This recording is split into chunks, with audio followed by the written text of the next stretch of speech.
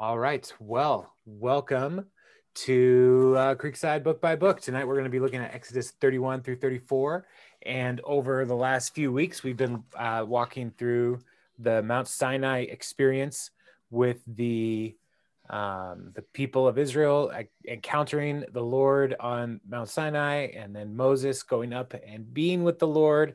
And while he was there, he received the plans and saw that the tabernacle, like the vision of the tabernacle. So all the instructions, all the different required pieces, all of it. The Lord created the 10 Commandments. He said he was going to write out the law, the covenant on tablets earlier in Exodus. And so last week we ended looking at all the different elements and the priestly garments and what the incense and all of that different stuff. And so now we're picking up in verse 31, and we're kind of coming around the end and the corner to the end of Exodus. We have this week, and then our next session will wrap up Exodus. We've been going pretty quick through this book, and next week we're going to get a lot of the repeat of the pattern of the tabernacle. And so just heads up, or next session, we won't have a group next week. I'll be out of town. So let's just jump in, verse 1, 31, verse 1. Then the Lord said to Moses, "See, I have chosen Bezalel, son of Uri, the son of Hur, of the tribe of Judah, and I have filled him with the Spirit of God, with wisdom, with understanding, with knowledge, and with all kinds of skills to make artistic designs for work in gold, silver, and bronze, to cut and set stones, to work in wood, and to engage in all kinds of crafts. Moreover, I have appointed Oholiab, son of Ahisamach, of the tribe of Dan, to help him. Also, I have given ability to all the skilled workers to make everything I have commanded you: the tent of meeting, the ark of the covenant law with the atonement cover on it, and all the other furnishings of the tent, the table and its articles, pure gold lampstand and all its accessories, the altar of incense, the altar of burnt offerings and all its utensils, the basin with its stand, and also the woven garments, both the sacred garments for Aaron the priest and the garments for his sons when they serve as priests, and the anointing oil and fragrant incense of the holy place. They are to make them just as I commanded you." So now the Lord has given the plans. He's given all the ingredients. He's done everything. And I don't know about you, but like thinking about Moses in this situation as he's getting all of this stuff basically downloaded from the Lord. He's like, okay, I got to get all these supplies. I wonder if Moses had a moment where he's like, but I'm a shepherd. Like, I don't know how to do any of these things. And this is one of the beautiful parts of this passage, of this whole book, is that the Lord says, I have chosen Bezalel, and I have filled him with the Spirit of God, with wisdom, with understanding, with knowledge, and all kinds of skills. God knew that Moses couldn't build this, and so he shows us that he has already had a plan in place to have Bezalel lead the charge on the actual manufacture of all of this stuff. And even Bezalel is not alone. He's got a crew of people who are also skilled to do this. And the Lord is guiding the community to be able to make all of this happen, which is awesome. And in particular, we mentioned this a couple weeks ago, but I think it's important to note that that the Lord has filled Bezalel with the Spirit of God. When we talk about spiritual gifts, these are abilities that God makes possible by the Holy Spirit. And we see this in the New Testament, in the letters of Paul. He lists out different spiritual gifts.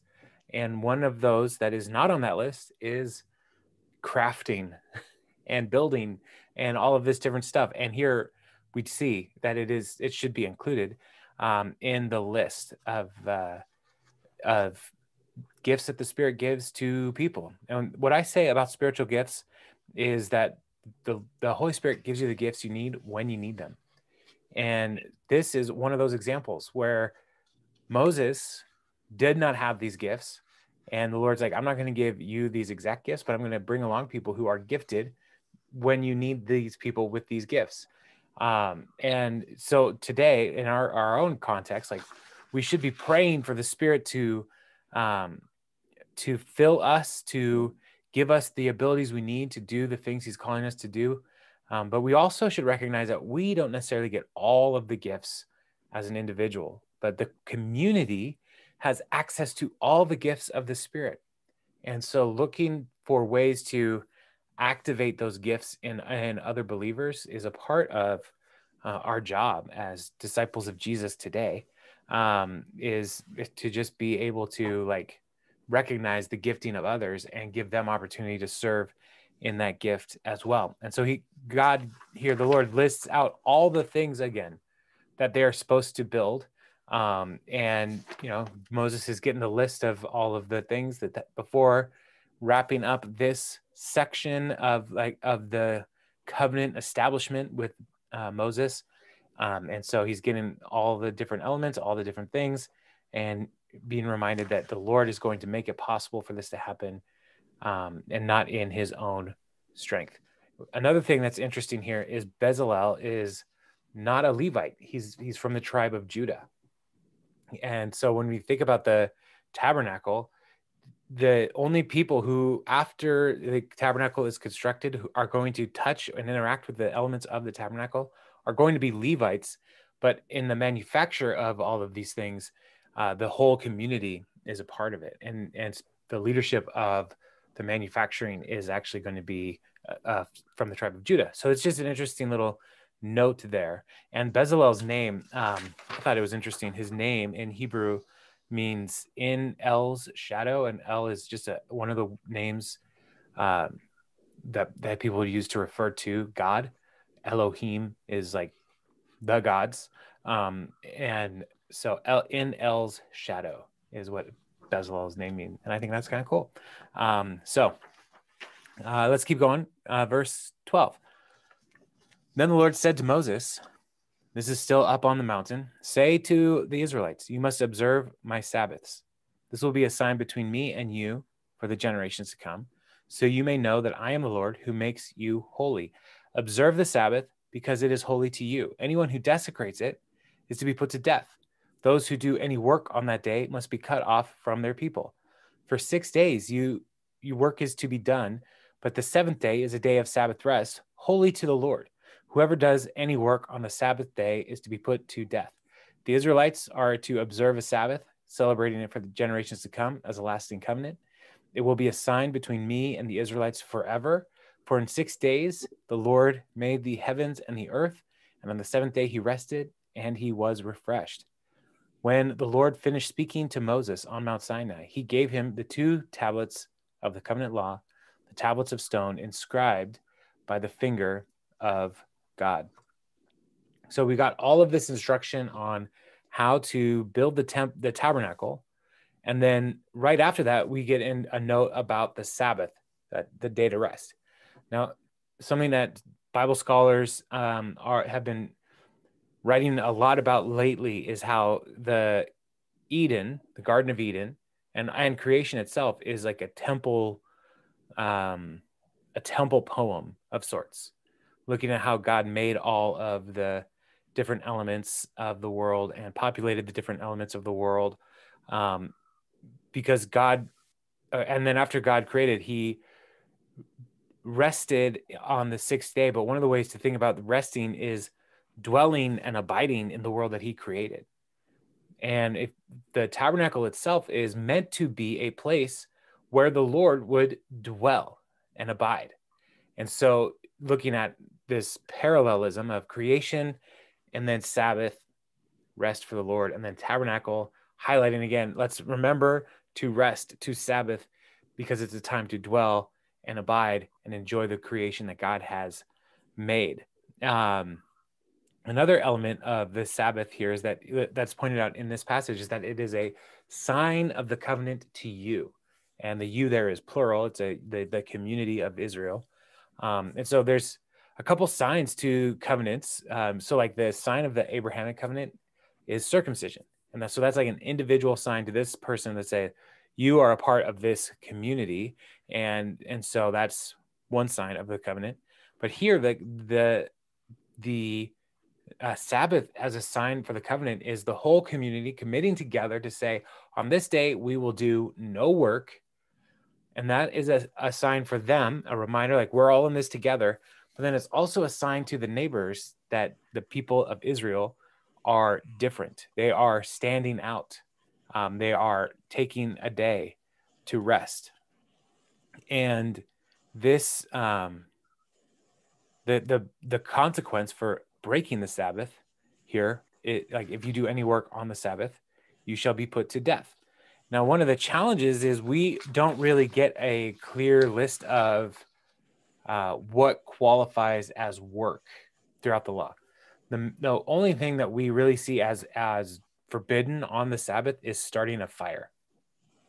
But that has made like some debate about what actually constitutes work on the Sabbath. And so that's why in Jesus's ministry, there's so much argument with the religious leaders, because they were accusing Jesus and his disciples of working on the Sabbath when he healed people, when the disciples were getting the little grain snacks along the way. They were saying, you are breaking the Sabbath, and the penalty for breaking the Sabbath is death. And as I was preparing for this week, I was also writing, I do a daily devotional thing, and it was looking at that passage about breaking, that Jesus breaking the disciples breaking the Sabbath with the little grain, and then the debate that Jesus gets into with the religious leaders after that. It says, after this, they plotted on how to kill him. And so you think like the Pharisees are just like the worst. They just want to kill Jesus.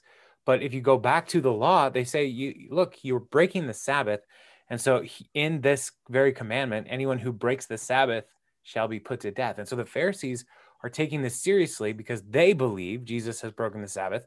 But Jesus' response is, this is not work. Like this is not what the heart of the Sabbath is. Not, you can't eat. And so he's trying to bring a little bit more clarity to the Sabbath. But the law here is essentially like, stop working and rest and abide. And so that's the challenge then, is what is work? And that's where a lot of this debate is going to be for hundreds and hundreds of years after this moment with the people of Israel. We also see the 2 tablets of the testimony. God made them. This is where he said earlier when Moses went up to the mountain that he was going to give him the 2 tablets. And now he's actually doing that. He's giving the tablets to Moses. And when you picture the tablets, you might think like there's 2 of them. So maybe it's 5 commandments on one side and 5 commandments on the other side. But in truth, it's probably each one is a duplicate of each other. And so in the treaty making process, the greater party and the lesser party, so the suzerain and the vassal, they would both have a copy of the covenant, and they would take them back home to their palaces or their temples to ensure that they had this binding contract, essentially. So the Lord is giving Moses Israel's copy and his copy, because one of those copies is supposed to go into the Ark of the Covenant. And that's why we call it the Ark of the Covenant, because the covenant tablet is supposed to go in there. And so these were carved by the hand of God. And so, so Moses has this.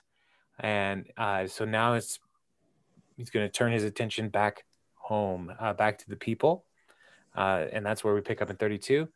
All the while, Moses is up on the mountain. This has been 40 days. Moses has been up on the mountain. And the people get antsy. And so we have a meanwhile back in the camp transition here that we need to make sure to recognize, like, things are happening while Moses is on the mountain. All right, 32 verse 1. When the people saw that Moses was so long in coming down from the mountains, they gathered around Aaron and said, "Come, make us gods who will go before us. As for this fellow Moses who brought us up out of Egypt, we don't know what's happened to him." Aaron answered them, "Take off the gold earrings that your wives, your sons, and your daughters are wearing, and bring them to me." So all the people took off their well, that's the wrong page, took off their earrings and brought them to Aaron.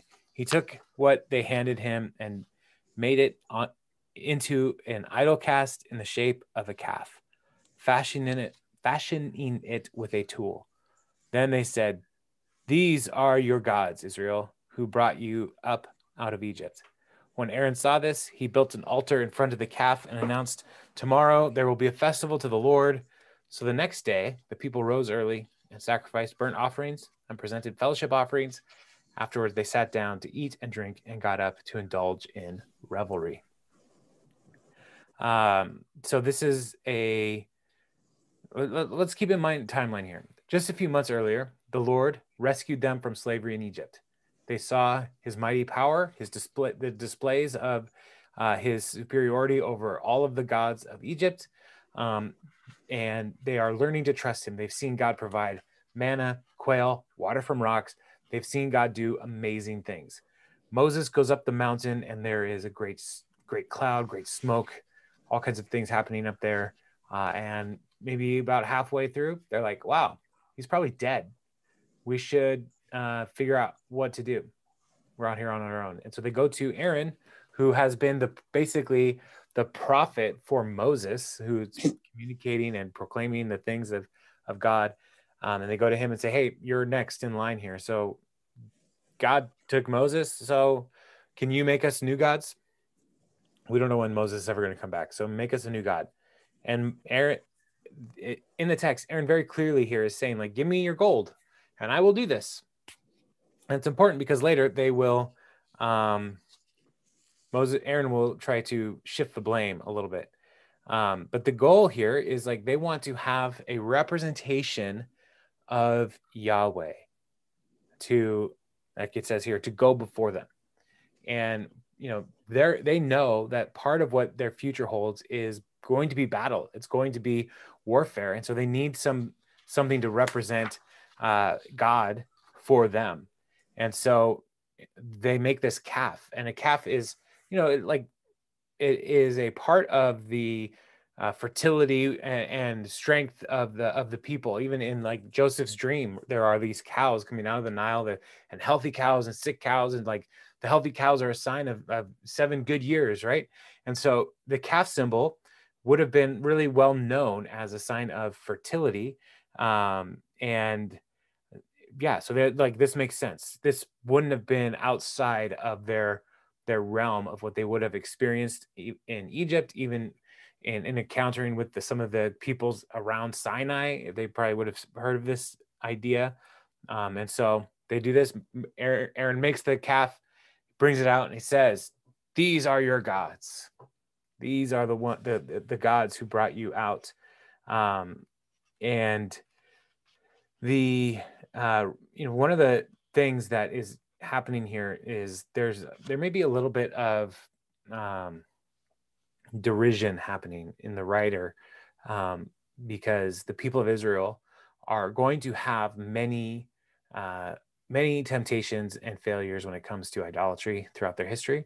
And so even if there were an editor who came back and, like, made this Elohim here, like this gods plural instead of just a singular, because even in the future, in 1 Kings 12, the kingdom is going to be split, and Jeroboam is going to build golden calves at the north end and the southern end of the northern kingdom to keep people from going to Jerusalem. And so, like, this struggle with idolatry is going to be a major issue for the people of Israel. And so even here, like, there are some scholars who believe there's a little bit of editorial remarking by making this a plural. So let's keep going. So Aaron has built the calf. Verse 7. Then the Lord said to Moses, "Go down, because your people whom you brought up out of Egypt have become corrupt. They have been quick to turn away from what I have commanded them, and have made themselves an idol cast in the shape of a calf. They have bowed down to it and sacrificed to it, and have said, 'These are your gods, Israel, who brought you up out of Egypt.' I have seen these people," the Lord said to Moses, "and they are stiff-necked." They are stiff-necked people. Now leave me alone so that my anger may burn against them and that I may destroy them. Then I will make you into a great nation. But Moses sought the favor of the Lord his God. Lord, he said, why should your anger burn against your people whom you brought out of Egypt with great power and mighty hand? Why should the Egyptians say it was with evil intent that he brought them out to kill them in the mountains and to wipe them off the face of the earth? Turn from your fierce anger, relent, and do not bring disaster on your people. Remember your servants Abraham, Isaac, and Israel, to whom you swore by your own self, I will make your descendants as numerous as the stars in the sky, and I will give your descendants all this land I promised them, and it will be their inheritance forever. Then the Lord relented and did not bring on his people the disaster he had threatened. Moses turned and went down the mountains with the 2 tablets of the covenant law in his hands. They were inscribed on both sides, front and back. The tablets were the work of God. The writing was the writing of God engraved on the tablets. When Joshua heard the noise of the people shouting, he said to Moses, there's the sound of war in the camp. Moses replied, it is not the sound of victory. It is not the sound of defeat. It is the sound of singing that I hear. When Moses approached the camp and saw the calf and the dancing, his anger burned, and he threw the tablets out of his hand, breaking them to pieces at the foot of the mountain. And he took the calf the people had made and burned it in the fire. Then he ground it to powder, scattered it on the water, and made the Israelites drink it. So this is, not a great turn of events. The Lord is giving them the covenant. He's giving them instructions on how to worship properly. And while all of those instructions are happening, the people are already turning away from God. They've already given over to idolatry. And, the way that the people respond to the calf is to go into revelry, which is, drunkenness, sexuality. There's all kinds of stuff that is tied in with revelry that is very tied to pagan worship. And so the people are running headlong away from God. And the Lord says to Moses, as this is happening, look, that's already happening. And Moses makes the Lord makes an opportunity, a promise to Moses here. He's like, hey, let me destroy them and I will start over with you. Instead of descendants of Abraham, we'll make a new nation out of descendants of Moses. But Moses stands up for the people of Israel. And in doing so, he's also standing up for the Lord's reputation.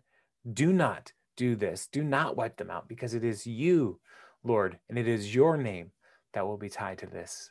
But instead, let's find a way out. Let's hold on to that promise to create a nation and they'll give the land to the descendants of Abraham, Isaac, and Israel. And so the Lord does relent. Moses has no interest in becoming a new Abraham. The Lord relented. He turned away from one path to go after a path of restoration. And so Moses is coming down with these tablets, and Joshua is just a couple levels down off the mountain here. And he's like, it sounds like they're fighting and there's war down there. But Moses is like, it's not war. It's not, they're not losing. They're not winning a war, but they are losing their faithfulness to the Lord as they are turning over to this revelry. And so when he finally gets to see what's going on and the dancing and all that they're doing in the golden calf, Moses throws the tablets down and breaks them. And, this could be out of anger, but it's also an intentional thing that Moses is doing and saying, you have already broken this covenant. These tablets that are the covenant, you have already broken it. And so, Moses does not have clear instruction from the Lord to do that, but he does it. And then he destroys the calf, burnt it with fire, ground it to powder, and threw it in the water. Now, there's people who would say he put it into a specific thing of water and he forced all the Israelites to drink it. But really the goal here is probably not punitive, drink this gold water, as much as to say you are going to consume this water and then it will be processed through your body, and the gold and everything that had anything to do with the this idolatry will be processed out of your body through urine, feces, however they're going to do it. And it will then make anything remotely close to this golden calf unclean. It will be despised and despicable. And so it's not so much that he did this to punish the people as much as to desecrate the calf and all the elements that went into building the calf. So it's ruined permanently. Pick up in verse 21. He said to Aaron, "What did these people do to you that you led them into such great sin?" Right away, Aaron, I thought you had this under control. "Do not be angry, my lord," Aaron answered. "You know how prone these people are to evil. They said to me, 'Make us gods who will go before us. As for this fellow Moses who brought us up out of Egypt, we don't know what happened to him.' So I told them, 'Whoever has any gold jewelry, take it off.' They gave it to me, gave me the gold. I threw it into the fire, and out came this calf." So what is he doing here? He is shifting the blame. You know these people, they're terrible. And then even when I tried to, I just put a bunch of gold in the fire and a calf came out. Yeah, I don't know what happened. Clearly, Aaron is at fault here, but he wants to shift the blame. Does that sound familiar? Because all the way back in Genesis 3, when Adam and Eve ate from the tree of the knowledge of good and evil, they all shifted the blame. Adam, the woman you gave me. Eve, the serpent deceived me. Shift the blame, shift the blame, shift the blame. It is common practice in humanity. So Moses saw that the people were running wild and that Aaron had let them get out of control, and so became a laughingstock to their enemies. So he stood at the entrance to the camp and said, "Whoever is for the Lord, come to me." And all the Levites rallied to him. Then he said to them, "This is what the Lord, the God of Israel, says. Each man strap a sword to his side, go back and forth through the camp from one end to the other, each killing his brother and friend and neighbor." The Levites did as Moses commanded. And that day, about 3,000 of the people died. Then Moses said, "You have been set apart to the Lord this today, for you were against your own sons and brothers, and he has blessed you this day." The next day, Moses said to the people, "You have committed a great sin, but now I will go up to the Lord. Perhaps I can make atonement for your sin." So Moses went back to the Lord and said, "Oh, what a great sin these people have committed. They have made themselves gods of gold. But now, please forgive their sin. But if not, then blot me out of the book you have written." The Lord replied to Moses, "Whoever has sinned against me, I will blot out of my book. Now, go, lead the people to the place I spoke of, and my angel will go before you. However, when the time comes for me to punish, I will punish them for their sin." And the Lord struck the people with a plague because of what they did with the calf Aaron had made. So Aaron, the punishment is not the drinking of the gold calf. The punishment is ultimately that the Levites are then sent to get people to stop the revelry, to stop worshiping the idol. And throughout the camp, there was probably some kind of ecstatic worship and revelry, sexuality, orgy type behavior happening. And so the Levites went through and were assigned to kill people engaged in this, to get them to stop. And the tragedy is that 3,000 people died this day because of their wickedness and their idolatry. And so, the Lord, or Moses here says, "Look, you guys are set apart to the Lord because you have committed to this, to do what God is calling us to do, to separate ourselves from idolatry and to hold the line." And, it's not that people did not have the chance to turn away, because they did. Moses said, "Everybody who's with the Lord, come to me." And only the sons of Levi came. And so this is a tragic story that ends in death of many people. But we also see that there's a restriction of judgment, because it could have been many more. And so 3,000 is a small number compared to the size of the camp. And so it could be evidence that people saw what was happening and they stopped pretty quickly. But there is still a punishment here. and there's a plague that comes, and it sweeps through the camp, and we don't get exact number of how many people died from the plague in this section, but it was just one more sign that God's not messing around, and he takes these things seriously. So yeah, and one of the things the Lord says, like, prepare to leave this place, to leave this holy mountain, to go. My angel will direct you. But it picks up in verse 33. Then the Lord said to Moses, leave this place, you and your people, and the people you brought out of Egypt, or chapter 33, I should say, brought out of Egypt, and go to the land I promised on oath to Abraham, Isaac, and Jacob, saying, I will give it to your descendants. I will send an angel before you and drive out the Canaanites, Amorites, Hittites, Perizzites, Hivites, and Jebusites. Go up to the land flowing with milk and honey, but I will not go with you, because you are a stiff-necked people, and I might destroy you on the way. When the people heard these distressing words, they began to mourn, and no one put on any ornaments. For the Lord had said to Moses, tell the Israelites, you are a stiff-necked people. If I were to go with you, even for a moment, I might destroy you. Now take off your ornaments, and I will decide what to do with you. So the Israelites stripped off their ornaments at Mount Horeb. One of the things that's interesting here is it reads like the Lord is speaking to Moses at this point, but the people also hear it because they heard these distressing words for the Lord had said to Moses in verse 4. So like they're still hearing God speak in this moment is how it reads to me. And so he tells them, like, I'm going to send you out. I brought you up out of Egypt. I brought you here, and now you need to leave, but I'm not going to go with you because I am essentially, he's too holy for them, and he might destroy them. So he's going to send an angel, which is a messenger that will go before them. So instead of the actual presence of God that's going to lead them forward, the Lord is saying, I will send my messenger, my angel, to guide you.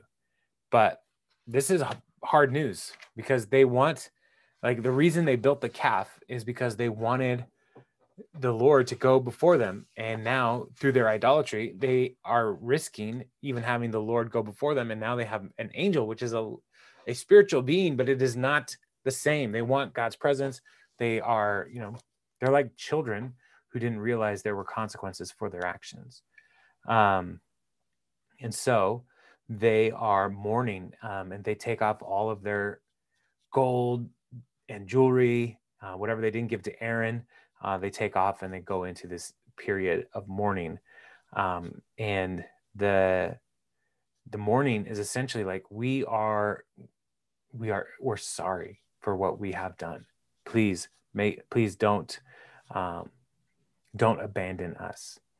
And so while they are mourning, and we get this picture in verse 7 of what the normal pattern was before the Lord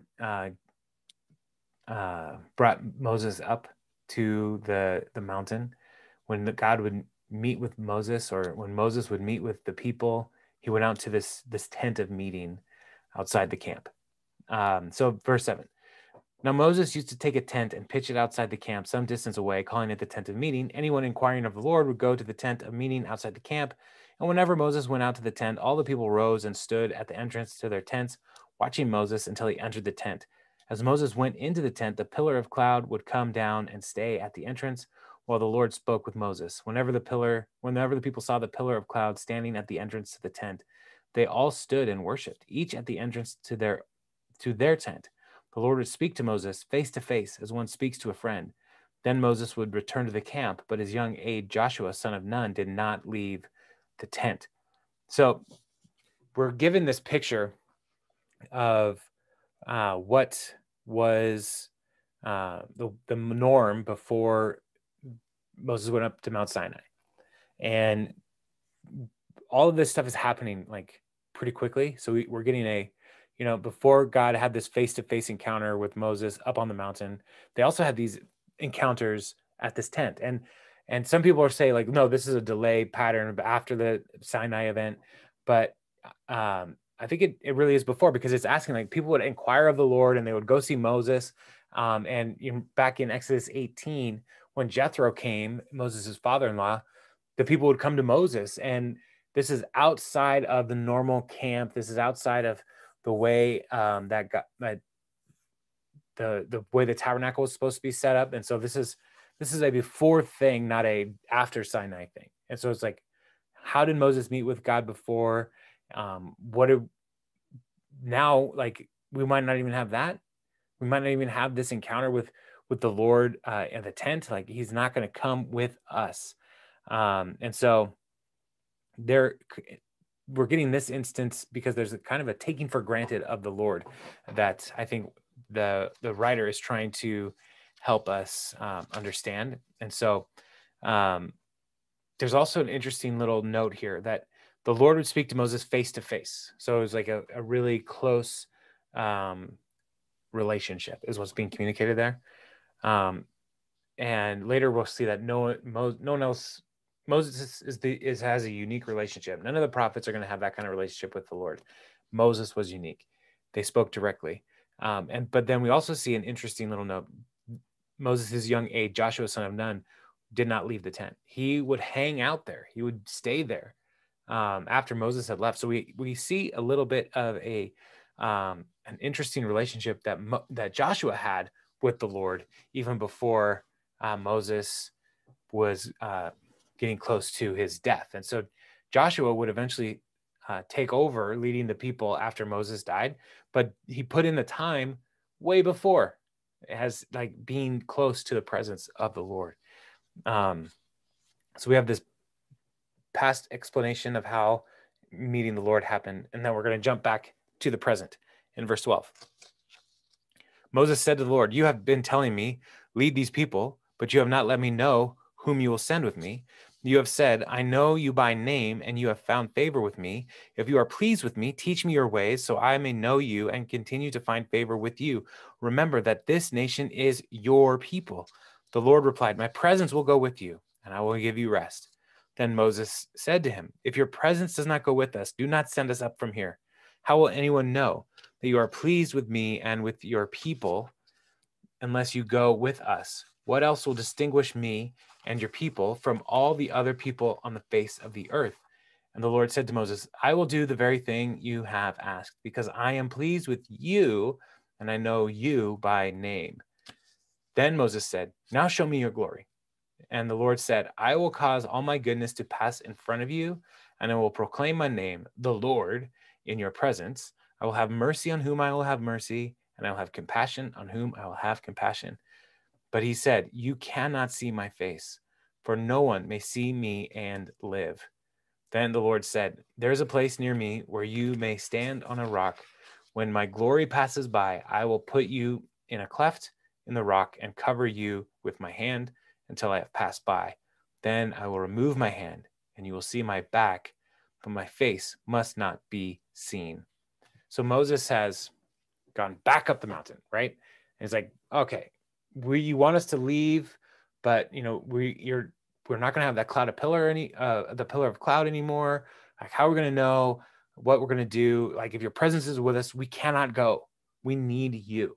And so here we see the Lord relents, not because Israel is so good, but because the Lord knows Moses. He says, I know you by name, and I speak to you face to face.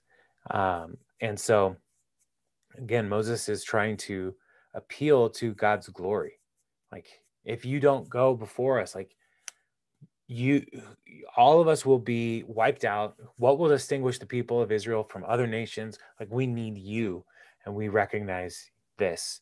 And so Moses is leading the way in corporate repentance. The people are not quite there yet. They're still terrified of all that God is doing. But Moses is interceding for them, which is one of the key roles of the priests. One of the key roles of prophets is interceding for the people and lifting up the ways of God. And so, so God's relenting. And then Moses has a big request. "Let me see your glory." And the word for glory is kavod, which means weightiness. Let me experience your glory, see your weightiness, see your full presence. Not just a voice in the cloud, but as you actually are. And the Lord says, no, you can't do that and expect to live. A few chapters earlier, Moses and the elders, they had the meal with the Lord, and they saw his feet. They saw what is under the Lord, but they did not see the fullness of the Lord. And so here Moses is asking for the fullness of the Lord's glory. And the Lord says, no, but I'll pass by and I'll let you see where I had been. So like, it's not like necessarily like you're just going to see my back, but it's like, you'll see where I passed is more the idiom that's happening there in the language. So he would get some kind of sense of the glory of the Lord departing, moving away from him. So he would just have just that sense of the manifestation of God's glory being there. So that's the middle ground that the Lord makes possible for Moses. Chapter 34. The Lord then said to Moses, chisel out two stone tablets like the first ones that the Lord made for him, and I will write on them the words that were on the first tablets, which you broke.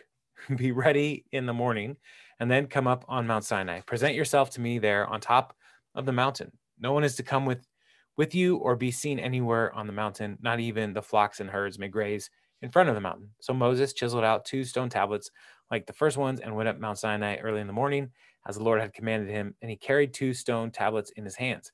Then the Lord came down in the cloud and stood there with him and proclaimed his name, the Lord.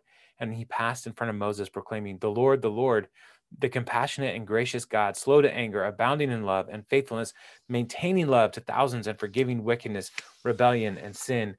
Yet he does not leave the guilty unpunished. He punishes the children and their children for the sins of the parents to the third and fourth generation. Moses bowed down to the ground at once and worshipped. Lord, he said, if I have found favor in your eyes, then let the Lord go with us. Although this is a stiff-necked people, forgive our wickedness and our sin, and take us as your inheritance. So this is where the glory of the Lord is actually happening, this whole experience. It's interesting. The Lord says his name. And as you read through, the Lord, the compassionate and gracious God, slow to anger, abounding in love. Like it almost reads like all of this is his name. All of these characteristics explain who God is. You'd be hard pressed to say like that's actually his name, but it's like all of his titles, all of his descriptions. This is all important to know who God truly is for the people. And again, Moses says, go with us, don't leave us, don't abandon us. Let us take us as your inheritance. We are your people. And again, Moses is interceding for them. Verse 10, then the Lord said, I am making a covenant with you. Before all your people, I will do wonders never before done in any nation in all the world. The people you live among will see how awesome is the work that I, the Lord, will do for you. Obey what I command you today. I will drive out before you the Amorites, Canaanites, Hittites, Perizzites, Hivites, and Jebusites. Be careful not to make any treaty with those who live in the land where you are going, or they will be a snare to you. Break down their altars, smash their sacred stones, and cut down their Asherah poles. Do not worship any other god, for the Lord, whose name is jealous, is a jealous God. And so this is where we start to see like what is actually going to be the terms of the covenant.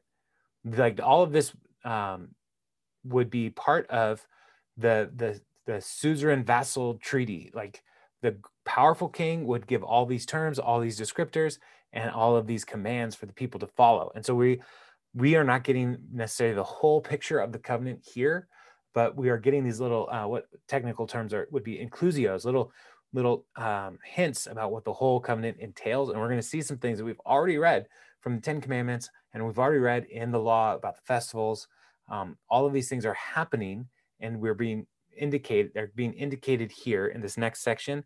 But what is highlighted in the temple or in the covenant piece here is about worship. Because remember, they just failed to worship God properly with the golden calf. And so now the covenant highlights here are focusing in on how to rightly worship the Lord. So even like going into the land and not making treaties with the people there is because of their idolatry. They will lead the people of Israel away. And that is what God is calling. And so when God is saying, I am a jealous God, it's not saying like his feelings are hurt. Like why aren't they hanging out with me? Like that kind of like human jealousy. It's exclusive. I am an exclusive God. And I am putting my name on you, Israel. And there's only room for my name, nobody else's name. And so there's an exclusive nature to God's jealousy. So verse 15, be careful not to make a treaty with those who live in the land, for when they prostitute themselves to their gods and sacrifice to them, they will invite you and you will eat their sacrifices. And when you choose some of their daughters as wives for your sons, and those daughters prostitute themselves to their gods, they will lead your sons to do the same, which is what happened in the people of Israel when they would eventually be in the land and they would take foreign wives. And so the Lord, as we read through this, when he says like don't intermarry between different nationalities, it's not about race or like ethnicity. It's about religion. It's about idolatry. And so we always need to keep that in mind. Like the nations were always welcome to come and join the people of Israel to be covenant partners with Yahweh, but Yahweh was not allowing the people of Israel to go and make covenants with the other idols and false gods of their neighbors. Verse 17, do not make any idols. Celebrate the festival of unleavened bread for 7 days. Eat bread made without yeast. That's that matzah. As I commanded you, do not do this at the appointed time in the month of Aviv, for in that month you came out of Egypt. The first offspring of every womb belongs to me, including all the firstborn males of your livestock, whether from herd or flock. Redeem the firstborn donkey with the lamb, but if you do not redeem it, break its neck. Redeem all your firstborn sons. And the firstborn of the flocks, the donkey was a work animal. And so they would sacrifice a lamb instead of the donkey so that they could continue to work. But there is not a call here in this section to sacrifice firstborn sons. Instead, a lamb would take their place as well, or an animal of some sort would take the place of the firstborn sons. And we will read more about that in Leviticus. No one is to appear before me empty-handed.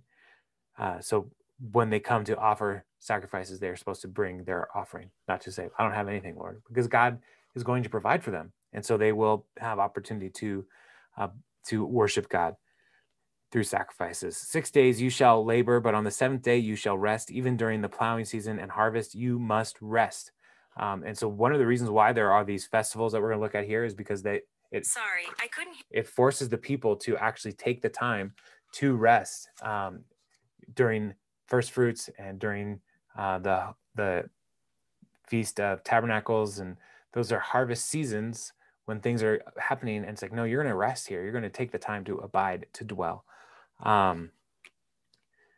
Celebrate the festival of weeks with the first fruits of the wheat harvest and the festival of ingathering at the turn of the year. 3 times a year, all your men are to appear before the sovereign Lord, the God of Israel. I'll drive out nations before you and enlarge your territory, and no one will covet your land when you go up 3 times each year to appear before the Lord your God. So God's taken away the excuses. If you are faithful, if you are doing these celebrations, no one's going to come and take your land. I will make sure of it. Do not offer blood of sacrifice to me along with anything containing yeast, and do not let any of the sacrifice from the Passover festival remain until morning. Bring the best of the first fruits of your soil to the house of the Lord your God. Do not cook a young goat in its mother's milk. Then the Lord said to Moses, write down these words, for in accordance with these words, I have made a covenant with you and with Israel. Moses was there with the Lord 40 days and 40 nights without eating bread or drinking water, and he wrote the tablets, the words of the covenant, the 10 commandments. So they are restarting the covenant here. As I said, all of these different elements are focused in on how to worship the Lord rightly, having just been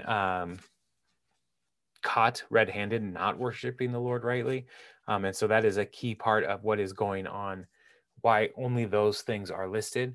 But as we are looking at all of God's commands and what he's calling them to do, like he is saying, like, if you follow these commands, I will protect you. I will watch over you.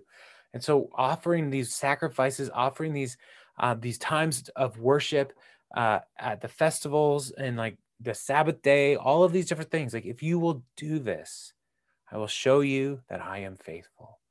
And so that's going to be one of the major struggles for the people of Israel, is to worship the Lord the way God has called them to. And so we are going to see that over and over again with the people of Israel. But what is most amazing is God's faithfulness and graciousness with these folks, because they keep turning away. They are a stiff-necked people, but the Lord continues to be gracious. So there's one more section, because the Lord here's God telling them all that, or telling Moses all that what he's going to do. He's up there 40 days, 40 nights, no food, no water. Moses is now chiseling out the covenant on these tablets. So he has to do 2 of them with the full covenant on both tablets. So it's going to take some time. The first time God did it. This time Moses has to do it. So verse 29, when Moses came down from Mount Sinai with the 2 tablets of the covenant law in his hands, he was not aware that his face was radiant, because he had spoken with the Lord. When Aaron and all the Israelites saw Moses, his face was radiant, and they were afraid to come near him. But Moses called to them. So Aaron and all the leaders of the community came back to him and he spoke to them. Afterward, all the Israelites came near him, and he gave them all the commands the Lord had given him on Mount Sinai. When Moses finished speaking to them, he put a veil over his face. But whenever he entered the Lord's presence to speak with him, he removed the veil until he came out. And when he came out and told the Israelites what he had been commanded, they saw that his face was radiant. Then Moses would put the veil back over his face until he went in to speak with the Lord. So Moses comes down off the mountain, just really shiny, blindingly radiant. And so the people, they're afraid. They can't even look at him. But there's an interesting thing that is part of the tradition that comes out of this. I had the book here. Okay. There's this idea that, light comes out of Moses, right? And so there's a tradition of Moses's horns. The radiance of God is reflected in the shining texture of Moses' face when he returns to the tablet of the law.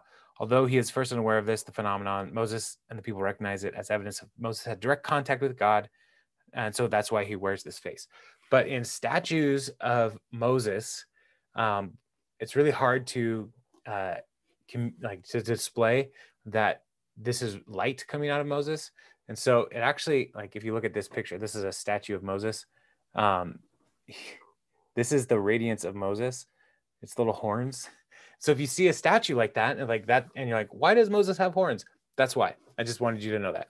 And this is a little book called The Gospel According to Moses, and it is quite good.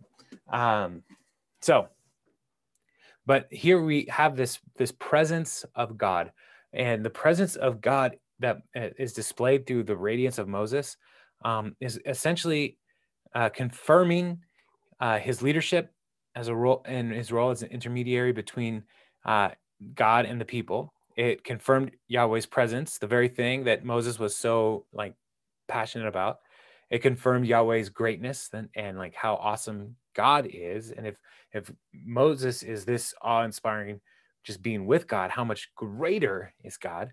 It reminded all those who seek constantly for ever closer relationship with God that one can actually have so close a connection with the one and true and living God that one may not even notice the extent of the effect. Because so Moses was kind of oblivious to his own radiance, because this is just how life is with Moses and the Lord. And then later in 2 Corinthians 3, we'll see that the glory that Moses had, it lasts, but it also, in the new covenant, that same glory, we can have that kind of relationship with God now in the new covenant. But in Moses, that glory faded over time. And Moses wore the veil longer than he needed to wear the veil because the glory faded off of his face. So, so we have one more session in Exodus, and so that'll be in 2 weeks, and we'll wrap up 35 through 40. So it's going to be a longer section, but it will be focusing in on the actual building of the tabernacle. So we went through a lot tonight, but are there any questions on these sections? Thoughts, questions? Ready, go. I thought it was interesting when God is telling Moses about these people that you brought out of Israel. Right. Kind of a parent going, well, that's your son who did this, Yeah. And Moses reminded him that it's your people that you brought out of Egypt. So, yeah. Yeah, and that is a fun little note. That if you read the Bible and you don't see things like that as kind of humorous, like you're reading it wrong. Like it is kind of funny. Like, your son did this. It's like, well, no, we made this son. So, yeah. But again, Moses is appealing to God's glory in those things. Whenever that happens, he's like, no, remember you are glorious. If you abandon these people, your glory is going to be, is not going to be glorious anymore. Right. And so, yeah. Good note, Christy. Anything else that stood out or things you found interesting? Questions? I thought it was interesting. I've always wondered why it was a golden calf that Aaron would build for the people. So it's interesting just to hear the symbolism of why it would be something that people would recognize. Yeah.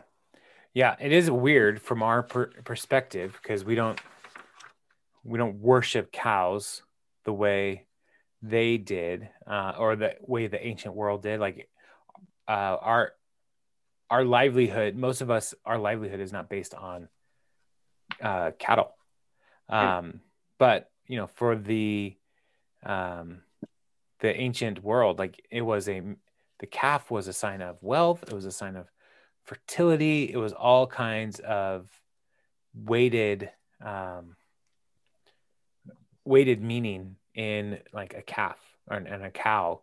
And so, yeah, so that, it wasn't just like Aaron's explanation is a calf came out, but Aaron knew what he was doing. Yeah. Like it says, like he formed it. He used a tool to chisel it. Yeah. So, Aaron can be a real wuss sometimes. Like, I don't know, don't be mad at me, Moses.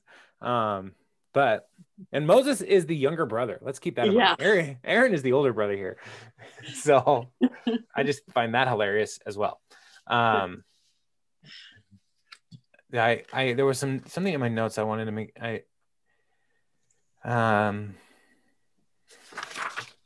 About the calf, but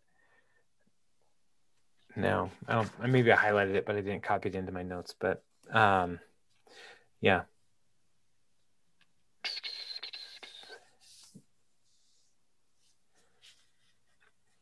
I just want us to note, like, if you stick with us through book by book, and we get all the way into First Kings and Second Kings, and we see these, the idolatry coming back, this is like, there's going to be so much stuff in the Old Testament that like finds echoes back into the Pentateuch, back into the Exodus event, and it's important to like be able to make those hyperlinks in our mind as we read. And so like, even as you're reading through like devotionally, to think about like when the writer that in whatever passage you're using uses the specificity of like rams or goats or bulls and like different idols, all these different things, like try to hyperlink back to like, where did I see this before?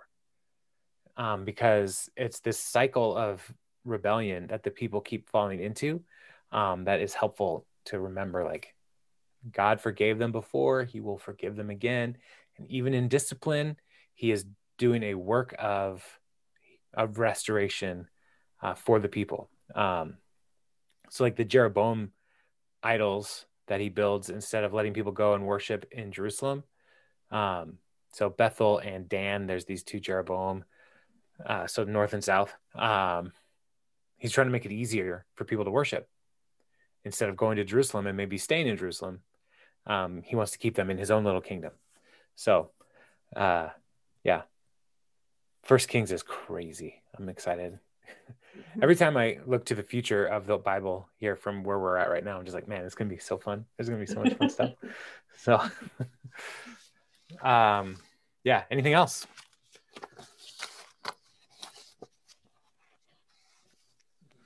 No?